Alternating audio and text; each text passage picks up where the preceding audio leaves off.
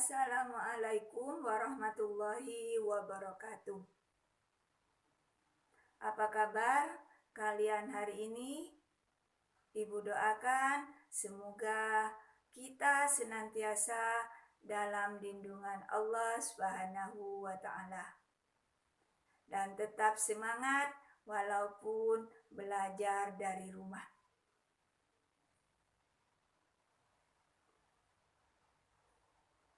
Saat ini kita akan belajar melalui video materi bahasa Indonesia, yaitu tentang teks eksplanasi. Materi teks eksplanasi ini terdapat di kelas 11 pada kurikulum 13. Kita mulai ya dari pengertiannya dulu. Teks eksplanasi adalah sebuah teks yang berisi tentang fenomena alam dan fenomena sosial. Jika fenomena alam itu berhubungan dengan keadaan di sekitar kita, bisa kita contohkan misalnya banjir, tanah longsor, kebakaran hutan, dan lain sebagainya. Sekarang, jika fenomena sosial berhubungan dengan sosial sekitar kita, dapat kita contohkan, misalnya kejahatan yang semakin merajalela, pengangguran yang semakin tahun semakin bertambah banyak. Nah, selanjutnya, kalau tadi kita bicara tentang pengertian, sekarang kita lanjutkan pada struktur teks eksplanasi. Struktur teks eksplanasi itu ada 3. Yang pertama yaitu pernyataan umum.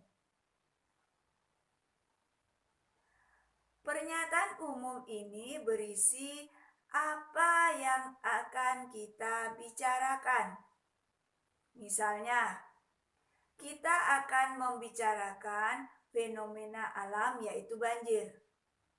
Nah, berarti di dalam pernyataan umum kita harus mengulas tentang apa itu banjir. Struktur yang kedua yaitu urutan sebab akibat.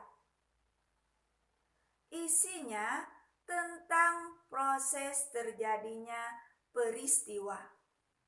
Nah, biasanya dalam bagian ini kita menjelaskan bagaimana proses terjadinya banjir.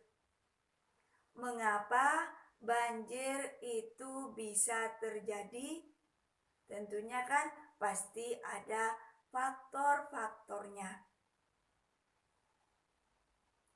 Intinya dalam urutan sebab akibat ini berisi bagaimana dan mengapa fenomena itu bisa terjadi. Struktur yang ketiga dalam teks eksplanasi yaitu disebut dengan interpretasi atau disebut dengan istilah kesimpulan. Interpretasi ini sifatnya boleh ada dan boleh tidak ada. Misalnya, seperti ini proses terjadinya banjir.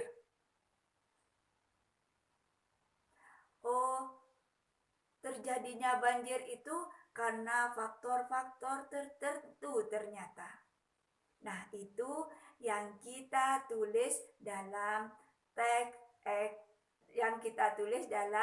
interpretasi. Jadi, interpretasi itu boleh ada dan boleh tidak ada dalam teks eksplanasi. Kalian sudah paham kan tentang pengertian dan struktur dari teks eksplanasi? Sekarang mari kita lanjutkan lagi pada kaidah kebahasaan dari teks eksplanasi. Yang pertama, menggunakan konjungsi waktu. Contohnya, ketika, lalu, kemudian. Yang kedua, menggunakan konjungsi kausalitas. Apa itu konjungsi kausalitas? Yaitu konjungsi yang menyatakan hubungan sebab akibat. Contohnya, oleh karena itu, oleh sebab itu, sehingga, dan lain sebagainya. Kaidah kebahasaan dari teks eksplanasi yang ketiga yaitu verba material. Apa itu verba material? Yaitu verba yang mengindikasikan perbuatan fisik atau aktivitas yang dilakukan oleh kita. Nah, verba material itu memiliki pola yaitu subjek, verba material, dan objek. Contohnya, ibu membaca buku. Nah, ibu di sini berperan sebagai subjek. Membaca itu berperan sebagai verba material karena melakukan aktivitas fisik, yaitu membaca. Sedangkan buku itu berperan sebagai objek. Yang keempat, dari kaidah kebahasaan teks eksplanasi adalah verba relasional, yaitu verba yang menghubungkan antara subjek dan pelengkap. Nah, berbeda dengan verba material. Kalau material menjelaskan tentang perbuatan fisiknya, tapi kalau relasional, verba yang menghubungkan antara subjek dan pelengkap. Pada verba relasional ini memiliki pola subjek plus verba relasional plus pelengkap. Contohnya, Santi adalah anak perempuan Pak Ahmad. Nah, Santi ini berperan sebagai subjek. Adalah berperan sebagai verba relasional. Kenapa?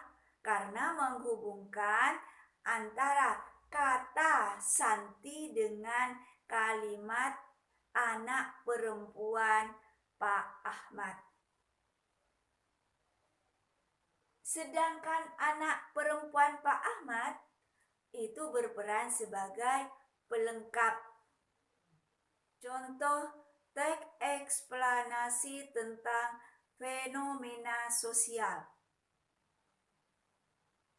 Contohnya, pengangguran. Pengangguran merupakan salah satu masalah terbesar yang belum dapat diselesaikan di Indonesia. Dari tahun ke tahun, jumlah pengangguran semakin meningkat.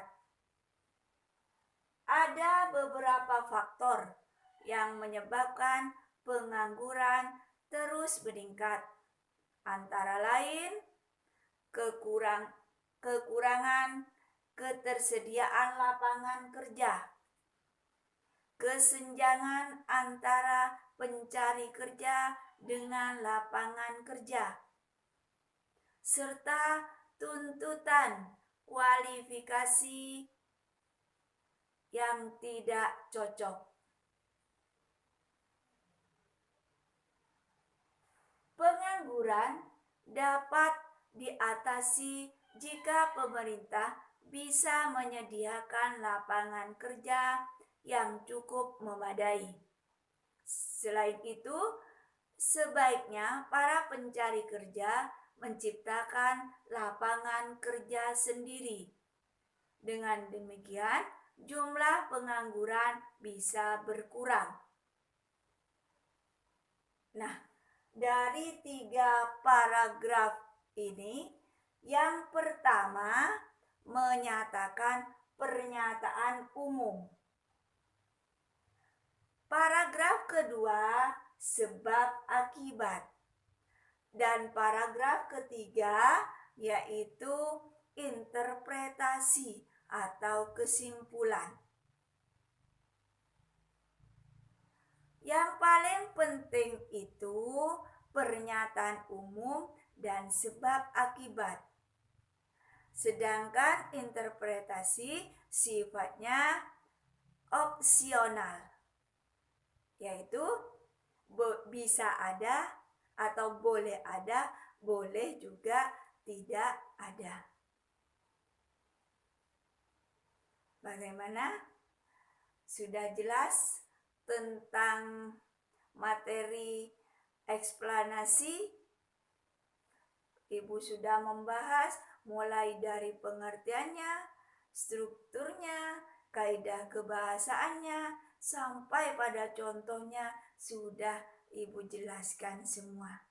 Semoga kalian paham dengan penjelasan Ibu dan semoga bermanfaat bagi kita semua. Sekian apa yang